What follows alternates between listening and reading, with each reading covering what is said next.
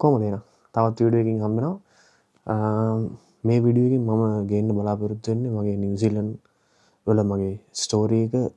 ඒ කියන්නේ මම කොච්චර කල් වෙනවද මෙහෙට ඇවිල්ලා ඊට පස්සේ මම දැන් මොකද්ද කරන ජොබ් එක මම මුලින් ඇවිල්ලා මොකද්ද කරේ මම කොහොමද මෙහෙට ආවේ ඒ වගේ දේවල් ගැන පොඩි විස්තරයක් තමයි මේ වීඩියෝ එකකින් මම ඔයාලට ගේන්න කියලා හිතුවා. ඒ කියන්නේ දැන් ගොඩක්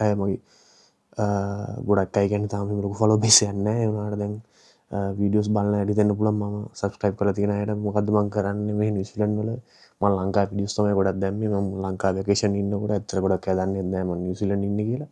දැන් නිව්සීලන්ත නැවත තම වීඩියෝ දෙකක් විතර වගේ තමයි දැම්මේ. සෝ මේ වීඩියෝ එකකින් මගේ ලයිෆ් ස්ටෝරි එක කියන්න මොකද්ද මම දැන් කරන්නේ මම කොහොමද මෙහෙට ආවේ කියලා. සෝ ගයිස් මම මෙහෙට ඇවිල්ලා දැන් අවුරුදු 10ක් විතර වෙනවා. 10 වෙනි අවුරුද්ද විතර යන්නේ. මම A-level කරලා මම ස්ලිට් එකට අවුරුදු දෙකක් ගියා. ස්ලිට් එකට අවුරුදු දෙකක් ගියාට මම ස්ලිට් එකේ කෝස් එක මම ඉවර කරේ නෑ. එතන ඉගෙනගෙන ස්ලිට් එක ඉගෙන ගන්න ඉද්දි අවුරුදු දෙකක් මට chance opportunity එකක් ආවා නිව්සීලන්ත වලට එන්න. හැබැයි IT වල නෙමෙයි එන්න opportunity එක හම්බුනේ මට opportunity එක හම්බුනේ එන්න කුකරි වලට. ඒ කියන්නේ ඒ දවස්වල මම දැන් අවුරුදු 10කට විතර කලින් මම ආපු කාලේ ඩිමාන්ඩින් ජොබ් එකක් තමයි චෙෆ්ලා කියන්නේ. ඉතින් අදටත් තාම ඩිමාන්ඩින් ජොබ් එකක්. නමුත් මම ඒකෙන් දැන් අයින් වෙලා මම පස්සේ වීඩියෝ එක ඉස්සරහට කියන්නම් දැන් මොකද්ද මම කරන්නේ කියන එක. දිගටම වීඩියෝ එක බලන්න. සෝ මම අවුරුදු 10කට විතර කලින් චෙෆින් වල තමයි මම කරපු මම IT ඉගෙන ගත්තට මම ඒ ඔක්කොම අමතක කරලා ඒ කියන්නේ සෑහෙන සැක්‍රිෆයිස් එකක් කරා. ඒ කියන්නේ ඒක මම මෙන්ටලි ප්‍රිපෙයාර් වෙලා මම කියන්නේ දැන් වෙන ෆීල්ඩ් එකක් මාරු කරද්දී කියන්නේ පොඩි මොනවා වුණත් පොඩි ඔලුවට මේකක් එනවනේ. ඒ ඔක්කොමත් එක්ක මම අවුරුදු 10කට කලින් මම මුලින්ම ආවේ චෙෆින් කරන්න. මෙහි අවුරුදු දෙකක් NSDMA කියලා මේ තියෙන යුනිවර්සිටි නෙමෙයි නිකන් කොලෙජ් වගේ කොලෙජ් එකේ මම අවුරුදු දෙකක් චෙෆින් කෝස් එකක් කරලා චෙෆින් කෝස් එකට මට ගියා ගයිස් කොම ඩොලර් පළවෙනි අවුරුද්දට ඩොලර් 35000යි දෙවෙනි අවුරුද්දට 500 ඩොලර් නිකන් 50000ක් විතර වගේ ගියා. ඒක සබ්ජෙක්ට් එකම රිපීට් වුණා. ඒ කියන්නේ රිපීට් වුණා කියන්නේ අර නිකන් ලියන කරන සබ්ජෙක්ට් උගෙන කරන සබ්ජෙක්ට් එකක් නෙමෙයි. මේකේ තියෙන අපේ තිබ්බා ඒ කියන්නේ අර මේ වර්ක් එක්ස්පීරියන්ස් එක පෙන්වන්න ඕනේ ගිහිල්ලා මේ කියන්නේ ෆීල්ඩ් එකේ ජොබ් එකක් කරලා ඒකේ මට ඒ දවස්වල චෙෆින් ජොබ් එක පාර හම්බුන්නේ නැහැ. කිචන් හෑන්ඩ් එකක් හම්බුනේ. ඒක අවර්ස් ගන්න ඒගොල්ලන් ඒක ගත්තේ නැහැ. ඒක කුකින් ජොබ් එකක් නෙමෙයි හින්දා. ඒතකොට ඒ සබ්ජෙක්ට් එක මම ෆේල් වුණා. ඒක නම් මම තව ඉස්සරහට කියන්නම්. සෝ එහෙම තමයි පටන් ගත්තේ. මම අවුරුදු දෙකක් ගියා. ඉතින් පළවෙනි අවුරුද්ද සෑහෙන කට්ටක් කෑවා. තනියම රටකට මුලින්ම ඇවිල්ලා ඉතින් කවුරුත් නැහැ. මං එහෙ හැමදේම ඉතින් ගෙදරනේ හිටියේ. ඉතින් එහෙම ගෙදරින් කරලා දුන්නා. ඉතින් එහෙම ඉඳලා තනිය එකපාර ආවම ඉතින් සෑහෙන චේන්ජ් එකක් සෑහෙන කියන්නේ චැලෙන්ජ් එකක්. මම දන්න කවුරුත් මෙහෙ හිටියෙත් නැහැ. මේ මම නෑදෑයෝ එහෙම කවුරුත් හිටියේ නැහැ. මම ආපු ඒජන්ට් මෙතරම් උදව් කරා මුලින්ම මේ එයාගේ උදව් විතරයි හම්බුනේ. ඉතින් වෙන අනිත් දන්න අය නම් මෙහෙ හිටියේ නෑ. ගොඩක් මිස්ටේක්ස් උත් වුණා. ඉතින් ඒ පළවෙනි අවුරුද්දේ තනියම එකපාර අතහැරියට පස්සේ රටකට ගිහිල්ලා ඉතින් ඕන එක්කෙනෙක් හිර වෙලා ඉඳලා පොඩ්ඩක් ඉතින් ෆන් එකට බර වෙලා පොඩ්ඩක් එහෙම මිස්ටේක්ස් වුණා. ඉතින් ෆන් කියන්නේ ඩ්‍රින්ක් කනම් මනම් ඔය නයිට් ක්ලබ් ඒ ඔක්කොම කරන්න තියෙන වැඩ ඔක්කොම පළවෙනි අවුරුද්දේ කරා. හැබැයි ඉස්කෝලේට ගියන්නේ ඒක. එහෙම පිස්සු කෙලියට මම ඉස්කෝලේ වැඩේ ගන්නට කියන්නේ. ඉස්කෝලේ කියන්නේ මම චෙෆින් කොලෙජ් එකට NSDMA එකට මම අර කිව්වේ අවුරුදු දෙකක් ගියා කියලා. ඒකේ ඒක හරියට කරා. මොකද අපි ආපු දේම ඒකම කරගත්ත නැත්නම් යන්න වෙනවනේ මුකුත්ම නැතුව. ගානට එහෙම නොකර ගන්න අයත් මෙහි ලංකාවේ මම දැකලා තියෙනවා කොලෙජ් එකේ පිස්සු කෙලලා එහෙම අය ලංකාවට ගිහිල්ලා අපත් නැතුව ඉන්නවා. දැන් කියන්නේ අන්න ඒක මොන පිස්සුව කෙලලා මොනවා කරත් අර කොලෙජ් එකේ වැඩේ ගානට කොලෙජ් ගිහිල්ලා වෙලාවට ඒ ටික කරා ගන්නට. ඉතින් එහෙම අවුරුදු දෙකක් ගියා. මම දැන් අර කලින් කිව්වේ සබ්ජෙක්ට් එක ෆේල් වුණා කියලා. ඇත්තටම ෆේල් වුණා කිව්වේ ලියන එකක්වත් අර ප්‍රැක්ටිකල් උයලා පෙන්නන සබ්ජෙක්ට් එකක්වත් නෙමෙයි. ඒ කියන්නේ ෆේල් වුණේ මේ යාර වගේ අර වර්ක් එක්ස්පීරියන්ස් පෙන්වන්න ඕන කොහේ හරි වැඩ කළා. එන්න එතන අවස් ගානක් මදි වෙලා තමයි සබ්ජෙක්ට් එක ඇත්තටම ඒක ඉන්දියන් ඉන්ස්ට්‍රක්ටර් කෙනෙක් හිටියේ. ඉන්ස්ට්‍රක්ටර්ත් එක්කත් හරි අමාරුයි. එතන වෙන ෆොරින් මෙහෙ කෙනෙක් හිටියනම් ඒගොල්ලන් අර කිචන් හෑන්ඩ් හවුස් එක ගන්නවා. නමුත් එයා ඉතින් අර දන්නවනේ ඉන්දියන් අය ගැන කියන්න ඕනේ නැහැ නේ.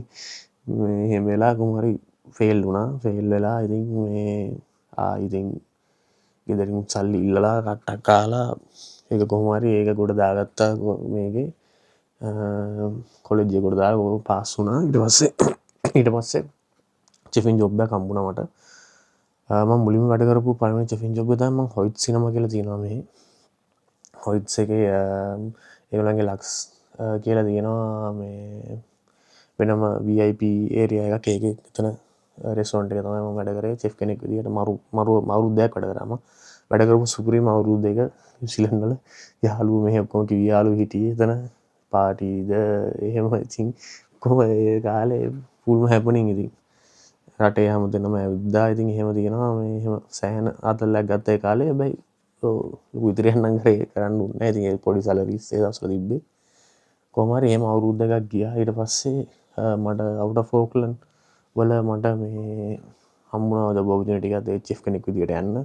මම පැති කීපයකම වැඩ කරා. ඇත්තටම මම නෝර්ත් අයිලන්ඩ් සවුත් අයිලන්ඩ් කියලා ඔයගොල්ලන් දන්නවා. වීඩියෝ එක බලන අය දන්නේ නැත්නම් කියන්නේ නිව්සීලන්ත වල අයිලන්ඩ්ස් දෙකක් තියෙනවා. නෝර්ත් අයිලන්ඩ් සවුත් අයිලන්ඩ්. දැන් මම ගොඩක්ම කල් ඉඳලා තියෙන්නේ අවුරුදු 6න් නෝර්ත් අයිලන්ඩ් එකේ. මම දැන් ඉන්නේ නෝර්ත් අයිලන්ඩ් එකේ. සෝ මම නෝර්ත් අයිලන්ඩ් එක වටේම ජොබ් වලට ගිහිල්ලා තිනවා. මම ගොඩක් ජොබ් දාලා ඉවිල්ලක් තියෙනවා. කියන්නේ කියන්න ඕනේ ඒක මම චෙෆින් ආසාවෙන් කරපු එකක් නෙමෙයි. ජොබ් දාලා ඉවිල්ලා තියෙන අම්බාන එක. කියන්නේ අමාරු ජොබ් එකක්. ඉතින් PR එක ගන්න හිතාගෙන ඒ දවස්වල කරපු එකක් තමයි. කොහොම හරි මම PR එක දාගත්තේ ඒකෙන් නෙමෙයි.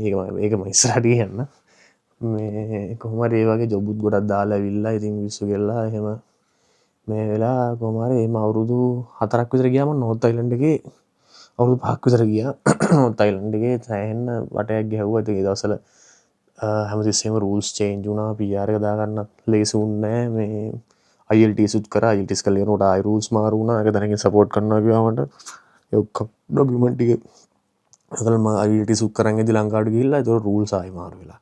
ඉතින් ඒ වගේ පොයින්ට්ස් මතුවලා ඒ සෑහෙන කට්ටක් කෑවා. අකමැති ජොබ් එකක් කරා අවුරුදු 5ක් 6ක් 7ක් විතර වගේ.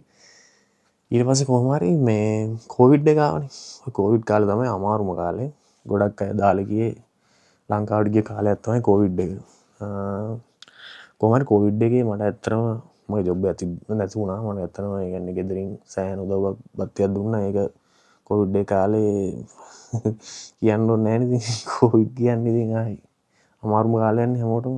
මේ කොහොම හරි ඒකත් අල්ලගෙන ඉඳලා ඒ කාලෙත් පහු කරගත්තා. ඊට පස්සේ මරු chance එකක් දුන්නා. මං කිව්වා අර PR එක මේ හම්බුණා කියලා. PR එක ගත්තේ චෙෆින් වලින් නෙමෙයි.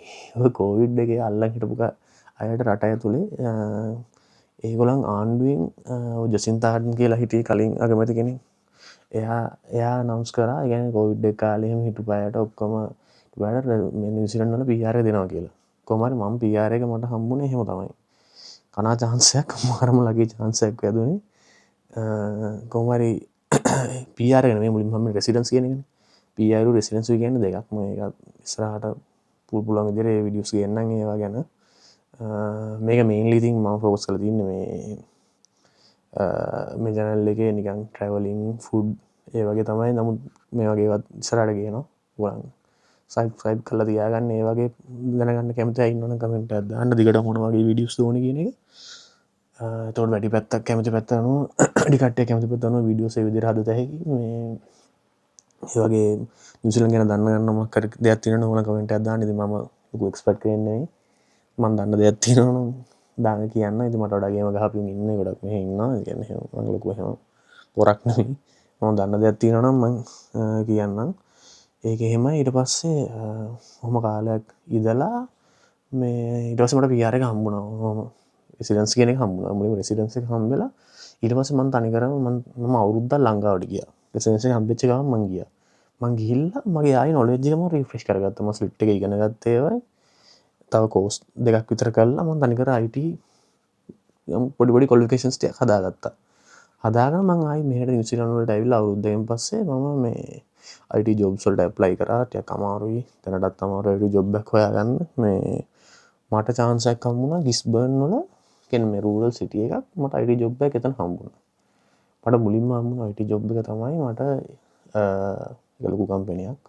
ඒකේ තියෙන්නේ ATMs රිපෙයාර් කරන්න. ඒක ATM කිව්වහම ඉතින් ඒකෙත් වෙනම සයිඩ් එකක් ඒකත් ඒක ඇතුලේ තියෙන කම්පියුටර්ස් තමයි ඒවා වැඩි විස්තර. ඉතින් අර ලීගල් ඉෂුස් ඉඳ කියන්න බෑ කොහොමද ඔපරේට් වෙන්නේ කියලා. මම එතනත් අවුරුදු දෙකකට කිට්ටු වෙන්න වැඩ කරා. සෑහෙන්න ඉගෙන ගත්තා ATMs ගැන. ඊට පස්සේ එතන ATM විතරක් නෙමෙයි තව ඉස්කෝලවල එතන එහෙම පොඩි හැමතැනම හැම එකම ඒරියා එකම වගේ ටච් වුණා. එතන අපිට IT සපෝට් තමයි මේන් ෆෝකස් එක වුණේ එතන. ඊට පස්සේ එතන වැඩ කරද්දි මට මෙහෙම ලිස්බන් වලම තනක් හම්බුණා. මේ එතන තනිකරම එතන තනි ඉස්කෝලේක ඉස්මන් ඉස්කෝලේක වැඩ කරන්න මට ඔපචුනිටි එකක් ආවා. මම ඉස්කෝලේකට ගිය වෙලාවේ එතන කට්ටිය අඳුනගෙන ඒගොල්ලෝ මට ජොබ් එකක් ඔෆර් කරා ඉස්කෝලේක. මම දැන් වැඩ කරන තැන එක තමයි. එතන මම තනිකරම ඉස්කෝල දෙක තුනක මෙහි IT සපෝට් තමයි කරන්නේ. ඒ කියන්නේ තනිකරම ඉස්කෝලේ නෙට්වර්ක් එක බලා ගන්නවා. ඒ වගේ ෆයර්වෝල්ස් එතකොට ක්ලවුඩ් එක ඒගොල්ලන්ගේ ඒ වගේ 365 ඒ වගේ ඉෂුස් තමයි හෙන්ඩල් කරන්නේ දැන්. තාමත් මම ඉගෙන ගන්න අවදි ඉන්නේ IT වැඩ කරන ගමන් ඉගෙන ගන්නවා. ඕක තමයි මගේ ස්ටෝරිය අවුරුදු 6. මම වීඩියෝ එකක් කරලා ඒක කියන්න ඕනේ කියලා හිතුණා. ඒ කියන්නේ මොකද්ද මගේ ස්ටෝරිය කියන එක. සව ඉතින් කියන්න ටික තමයි ඉතින් කියන්න තියෙන්නේ මේන්ලි. ඔයගලන්ට මොන හරි දැනගන්න ඕන නම් ඉතින් මම ආයිසලක් කිව්වා දැන් ආයි කියනවා මේ එහෙම ඔයගලන් මොන වගේ කන්ටෙන්ට් එකක්ද ඕනි කියන එක ඔයගලන් දාන්න. එතකොට මම ඒ අනුව ඔයගලන් කියන රට ගැන මොන හරි දැනගන්න විස්තර තියෙනවද මේ දවස්වල ජොබ්ස් ගැන කොහොමද ජොබ් මේ කාලේ එන්න හොඳද කියලා ඒ ගැන වෙනම වීඩියෝ එකක් කරන්න. ඇත්තරම කෙටියෙන් කිව්වොත් මේ කාලේ එන්න හොඳ නෑ.